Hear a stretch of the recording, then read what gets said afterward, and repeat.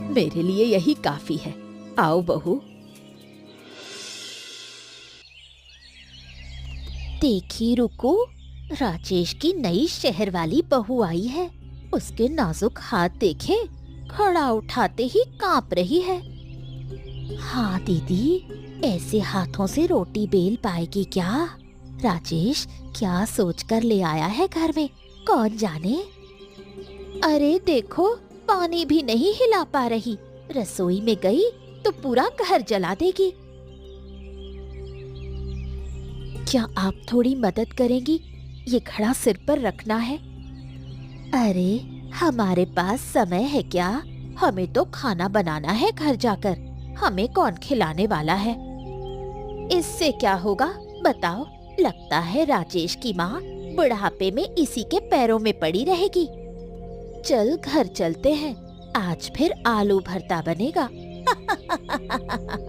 इसका चेहरा देखकर ही पेट भर गया। कैसी सूरत है रे। पापा कहते थे कुछ भी सीखने के लिए धैर्य चाहिए। मुझे धैर्य रखना होगा।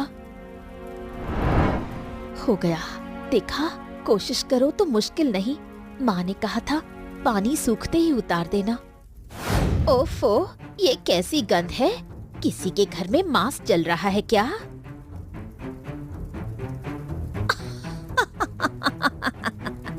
अरे ये क्या, शहर वाली बहू खाना बनाना नहीं जानती, जलाना सीख गई है। देख रुकू, अब तो आग लगवा देगी। मैं कर सकती हूँ, मैं जरूर करूँगी। मुझे करना ही होगा। कर लेगी जरूर, पूरा गांव ही जला देगी। राजेश की माँ तुम्हारी बहू तो घर में आग लगा देगी। क्या हुआ प्रिया, ये तुम्हारा चेहरा ऐसा क्यों है? क्या बात है? कुछ नहीं, खाना ठीक नहीं बना, इसलिए थोड़ा बुरा लग रहा है। अरे ये क्या? ये किसने किया? कमला दीदी या फिर रुक्मणी, किसने किया? बताओ मुझे। वो फिर से आई थी क्या तुम्हें तंग करने के लिए? बताओ। अरे बोलो प्रिया, किसने किया ये सब कुछ? मुझे बताओ। नहीं, कोई नहीं आया, मैंने ही जला दिया। मैं नहीं कर पाई। नहीं कर पाई मतलब? अरे कर कहां से पाओगी? उन्होंने तुम्हें सीखने ही नहीं दिया। माँ बता रही थी मुझे, रोज कुछ ना कुछ कहती हैं, कभी ये कहती हैं, कभी वो कहती हैं। गोबर कंडा करने वाली देवी, कौन कहता है ये सब? और आज तो ये जो तुम्हारा रसोई घर में हुआ है, ये तो हद पार हो गई है। प्रिया, अब तुम बीच में कुछ नहीं बोलोगी। अब उन्हें सबक सिखाना होगा। बहुत हो गया। रुको तुम। अरे हटो प्रिया, उन्होंने मेरी पत्नी का अपमान किया है और मैं ये बर्दाश्त नहीं कर सकता। तुम्हारे गुस्से से कुछ हल नहीं निकलेगा। वो सोचेंगी मैं कमजोर हूँ, इसलिए तुम्हें आगे कर रही हूँ। अरे तो क्या करूँ, क्या करूँ? चुपचाप ये सब कुछ सहता रहूं, देखता रहूं, एक कमजोर नपुंसक की तरह? बताओ क्या करूं? नहीं, मैं खुद सब संभालूंगी। मुझ पर भरोसा रखो।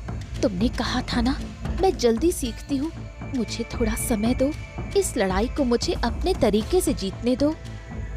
ठीक, लेकिन तुम्हारा दर्द देखकर मुझे बहुत तकलीफ होती है। मैं ये सब कुछ ज्यादा सहन नहीं कर सकता। और तुम्हारा गुस्सा देखकर मुझे हिम्मत मिलती है। लेकिन अब सब कुछ मेरे तरीके से होगा। देखना, सब ठीक हो जाएगा।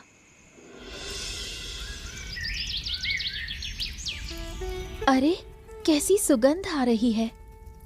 आ बेटी, पास आ। दूर से देखने से क्या होगा, आने से डर लग रहा है क्या? नहीं माँ, मैं तो आपका पकाने का तरीका ध्यान से देख रही हूँ। ऐसा मैंने पहले कभी नहीं देखा। इसे कहते हैं बांस के पत्ते में पकाना। पुराने जमाने की तरकीब है, शहर में नहीं मिलेगी।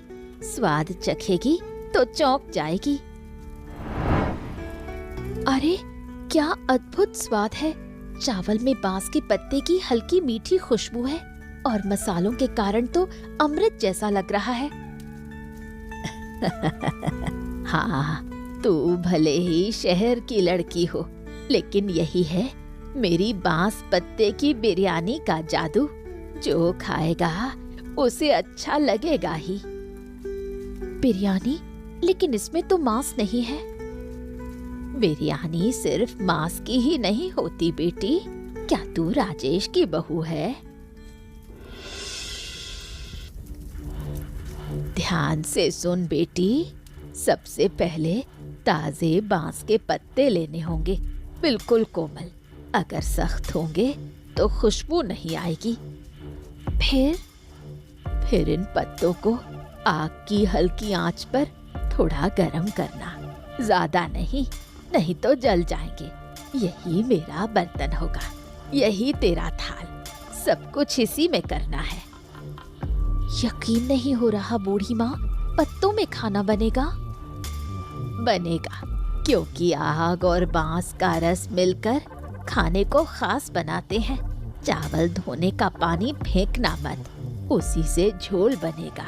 और ये मसाले पहचान कर रख, ये शहर के गरम मसाले नहीं हैं, जंगल से मिले मसाले हैं। इन्हीं से बनेगी असली बांस पत्ते की बिरयानी। सब सिखा दो बूढ़ी माँ, क्या मैं कर पाऊंगी? तुझे देखकर समझ गई हूँ, तुझ में जिद है। राजेश की माँ में भी थी, तू कर पाएगी। लेकिन याद रखना, ये